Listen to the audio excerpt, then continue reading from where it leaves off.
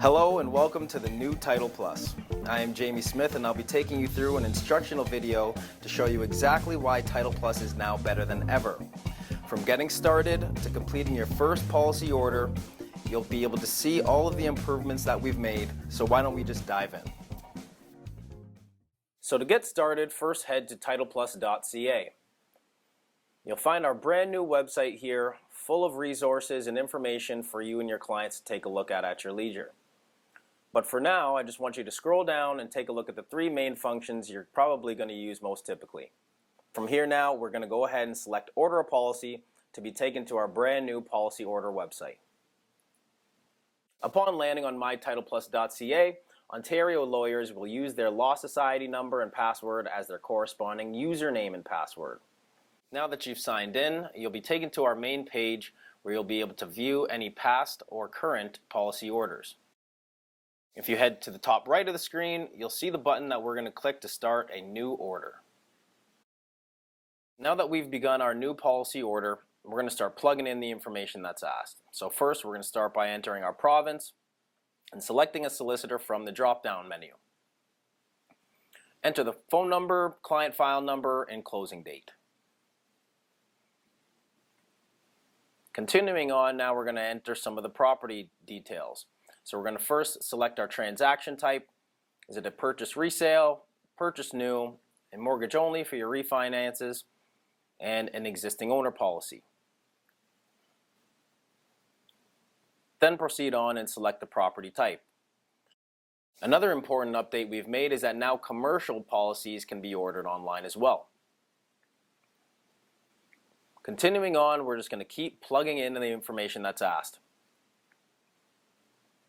Once we get to the PIN, if you do need to add an additional PIN, maybe for condo transactions where there's a dwelling, a parking unit, as well as a storage unit, if you click the little plus sign, you'll be able to add an additional line to enter the additional PIN. Continuing on, we'll enter our legal description and address whether any portion of the property is in the registry system. Continue on to enter the land registry office.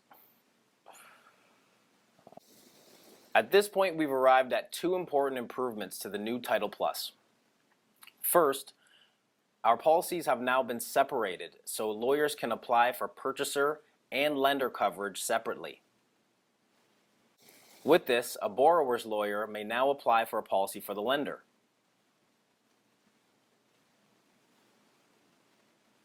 So go ahead and select who you're acting for and which policy you require.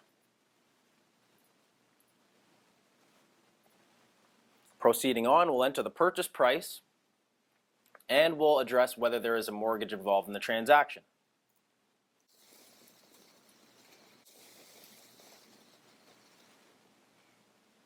Now let's start to enter our purchaser information. Go ahead and plug in their names, and if you do need to add an additional purchaser, then select the little plus sign that's in the gray box right above. That will add a second purchaser field, and you can enter their details. Next, you'll be asked if the mortgage will be insured by TitlePLUS. If you select yes, then you'll be able to proceed on and select which type of mortgage will be included. Whether it's an institutional mortgage, private lender, or a vendor take-back. We didn't do vendor take-backs before, now we do. Make the appropriate selection and go ahead and enter the lender name as well as the mortgage reference number.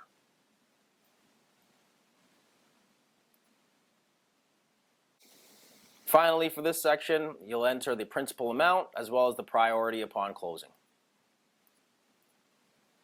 From here, we'll be addressing some of the title issues. So first, we'll address if there's any mortgages remaining on title after closing. And from here, it's important to note another improvement and one of my personal favorites. Now there is a blanket exception across the policy that eliminates the need to enter any details of common title issues. So items like municipal bylaws, easements, rights of way, rights of reentry, covenants, conditions, restrictions, airport zoning regulations, notices, agreements. No need to enter the details on any of these any longer. The select few that we require some details on are listed here, and upon selecting any of them with the checkbox, a magic line pops up, and all we're looking for there is the instrument number.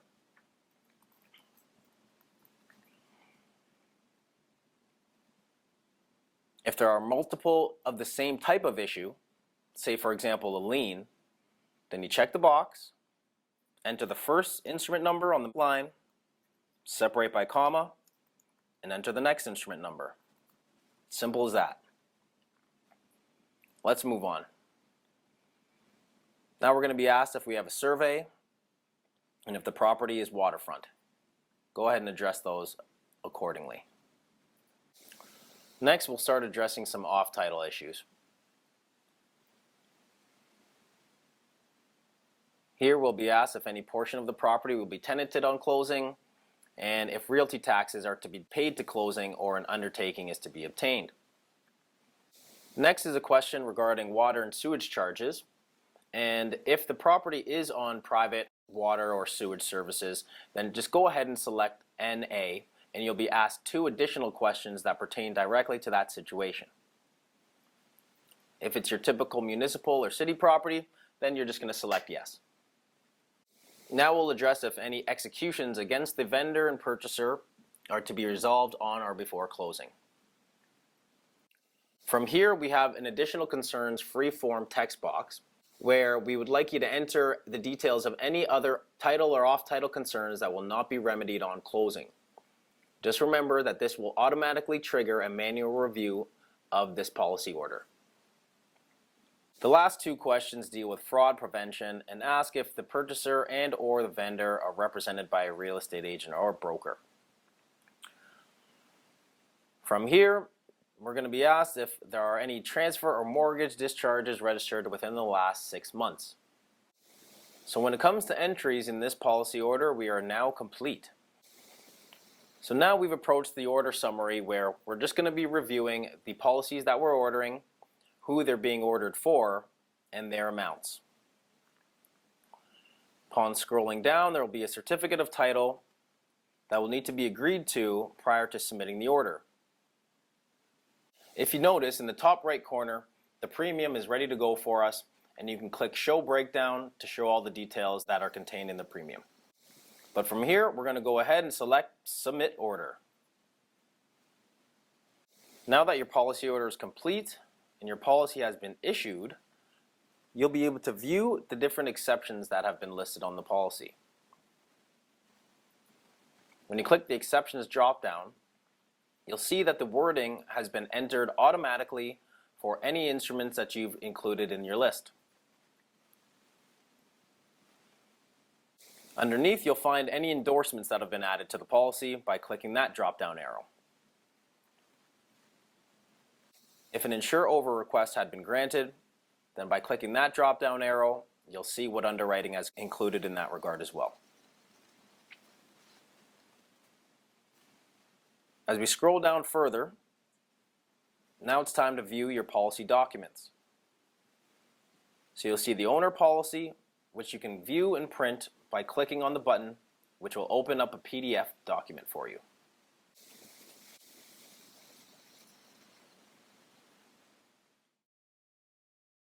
Another important change is we no longer have an acknowledgement direction. It is now referred to as our purchaser acknowledgement, which upon opening, again, will create a PDF document that you can print, download and save, and have your client sign. This is meant to be used as a tool to help you go through the particulars of the policy order with your client. Schedule A will contain the details of the location as well as the policy as a whole, while Schedule B will contain the details of any endorsements or exceptions that have been added. Next, we'll take a look at our invoice by clicking to open yet again another PDF. On the invoice, you'll see the premiums for each individual policy, and had there been a private lender, you'll see an additional $150 surcharge added to the lender policy premium. Upon scrolling down a little bit further, you'll see that we've accounted for our legal counsel fee and we list the net amount that is going to be debited from the firm's credit card or general account. Once again, you can print, download, and save, but just make sure you select the little X at the top left in order to head back to your documents.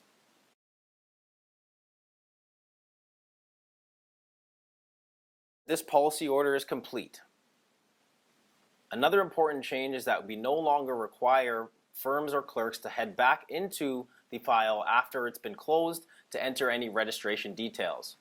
If there ever needs to be a change to an order, at the bottom of the page to the left-hand side, you'll see a selection that says Change Order. This will allow you to edit any policy order, but just remember that you'll need to agree to the certificate of title once again and resubmit. So, what'd I tell you? Simple, right? Fast, right? Let the fireworks pop, let the confetti fall. The new TitlePLUS is here. I'm Jamie Smith. It's been great. We can't wait till your first policy order with us. Take care.